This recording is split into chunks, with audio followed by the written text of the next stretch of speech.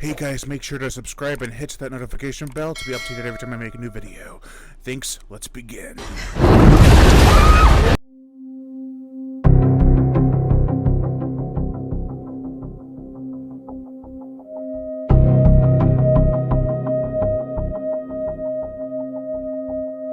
Hey guys, welcome back to the channel. You're watching The Horror Shark, and I haven't been making much shark content for Shark Week, but I'm about to change that a little bit. Today me and Mumster are going to be talking about The Devil's Mouth. We actually just finished watching this.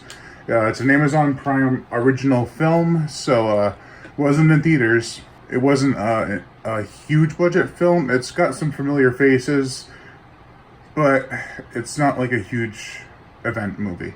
But what did you think of The Devil's Mouth, Mumster? I really liked it. Yeah? Mm-hmm. What did you like about it the most?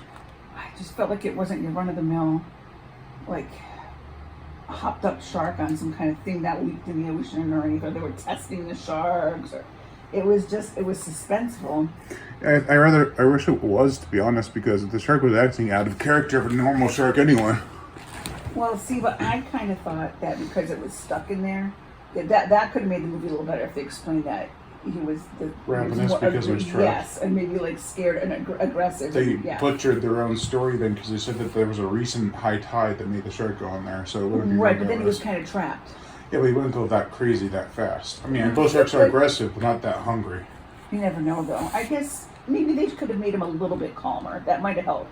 Yeah, this shark was like on steroids. Or they could have said, why is he so aggressive? They could have added something to that, yeah. Yeah, that was my biggest drawback for this one. Was the shark, despite the head bashing into things and its prey bashing into things, which is realistic, did not act like a normal shark. It acted by hunting by visual senses, which is not something a shark does. It never relies on its eyes. In fact, it probably could live without its eyes. The energy this massive bull shark has is just, it's insane. And I still liked it. It's still good, but it was jumping up to get bats and stuff. That was pretty funny. It was funny, and I see them going after seagulls, but these bats, they weren't that low on the water. They were pretty high, and the shark was jumping up trying to get them. I don't know how far-fetched or believable that is. The characters were pretty good. There were some annoying parts where I thought the film was just going to fixate on how annoying they are, but they kind of redeemed themselves, or you felt bad for them. It didn't. The annoying parts didn't. At first, I thought so too. I was like, "Oh God, this is going to be stupid." Yeah. And then I was like, "Okay, I could have done with a little less of that, I guess you'd say." What? With them being a little bit like stupid, teeny bopperish. Oh. I could have done with a little bit less of that. When things started getting intense, they switched gears for the most part. I actually felt bad for the two guys in the film. I didn't think I was going to. I thought they were just going to be like expendable guys. The two friend guys. I felt bad for everybody. Yeah. There's no spoilers in this video. It's PG-13 shark fare. I mean, there was some blood and some munching, but nothing crazy. No. It should have been a little bloodier. I mean, like another Sharks in Cave movie that came out like 7 years ago was 47 meters down on cage. That was PG-13 and had people getting ripped apart. This was like, no, you can't go that far. Like, you have the same rating. Well, honestly, it didn't need to, because I thought it was suspenseful enough. Yeah, but you're here to see a shark tear people apart. You're not here to see them go into the water with no blood coming out. See, I'm here for suspense. Well, most people aren't. Oh. I mean, you can't replicate Jaws. And that had blood. More blood than this, actually, and that was PG. By the end, I felt attached to the main actress, but throughout the most of the film, I was just like, she's okay. I mean, she's going through her father being, I don't know what happened. I guess he's dead. They didn't really explain that well. And she has a struggling relationship with her friend. And I felt like that relationship could have been a little, that needed to be fleshed out a little bit. It wasn't really resolved either. It was kinda. They could have built on that a little more. I feel like the two guys had more resolution than they did. I thought they had more of a chemistry. No. Friendship chemistry. That, and like when the guy was saying, I never called my mom this morning, you felt bad. When the other guy saying, I never did anything with my life, I was just a dumb teen.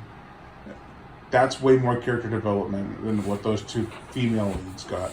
They could have used a little bit more with that. It was a little vague. I knew how the the friend, the Asian friend, like I saw right away what her deal was, and they didn't really explain much about it. It was decent writing because they don't tell you everything, but they need to have like more of a resolution for that. I would have rather seen a little bit more in that than seeing some of all of the teeny bopper stuff didn't need to take place.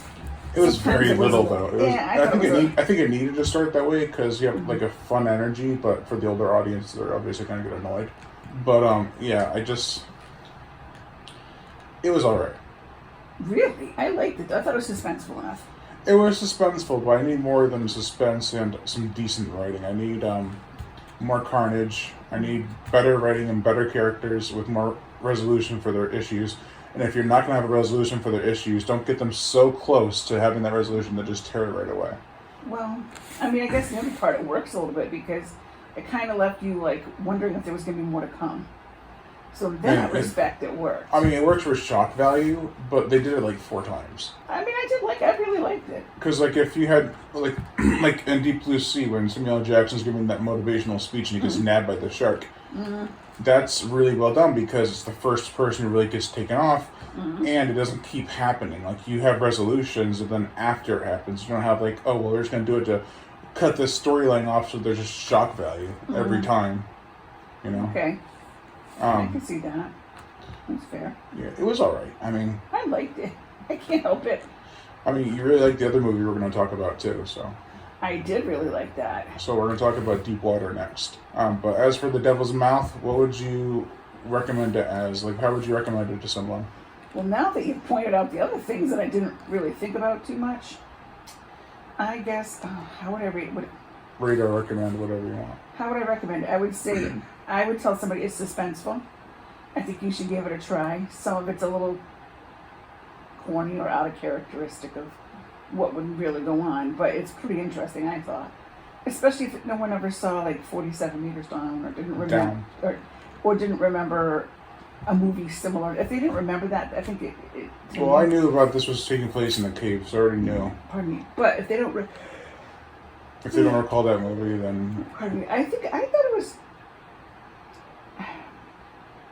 I've had the Cave Sharks idea since 2017, and they took it twice now.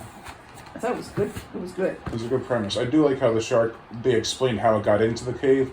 I don't like how they have it acting. Yeah, I think to me, and I saw that and I took it as 2 ways. Because it was trapped, and number 2, because it's a shark movie. And how hungry was this shark? It ate like 5 people in the span of a day. Don't you judge him. Maybe he was really hungry. Sharks don't eat that much.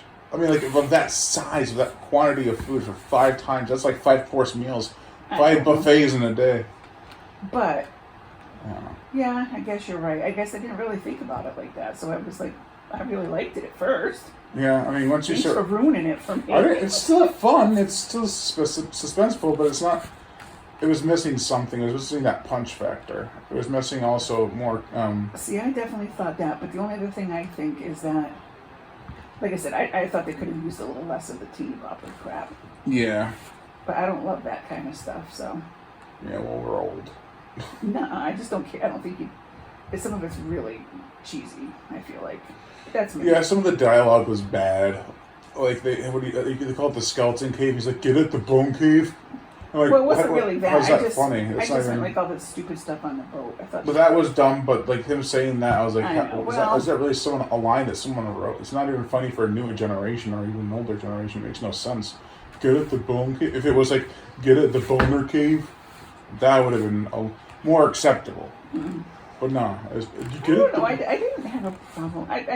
That's funny. That isn't the thing that bothered me. So. Well, I mean, it was humor that was like not working, and they kept trying to do it. There was another line in there. I forgot what it was, but it was very similar. Yeah, I don't think it was bad. I would still say that someone should see it if they're interested and think. I don't, especially for free. I was gonna say it's on Amazon Prime for free. So I think for free, I think it's definitely worth your time if you're looking for something to watch. I mean, I recommend it for shark movie lovers. I don't see it really resonating with a modern audience because, like, we go back to the Godzilla films, like, from the 70s, and they have the kids in there, or the Gamera films, and the kids watching that are like, I don't come here for children, but they try to relate to them that way. I come here to see monsters destroy shit. So you watch this, and you see these teenagers, and you're like, I don't, like, give a shit about them, even if I was a teenager. Yeah.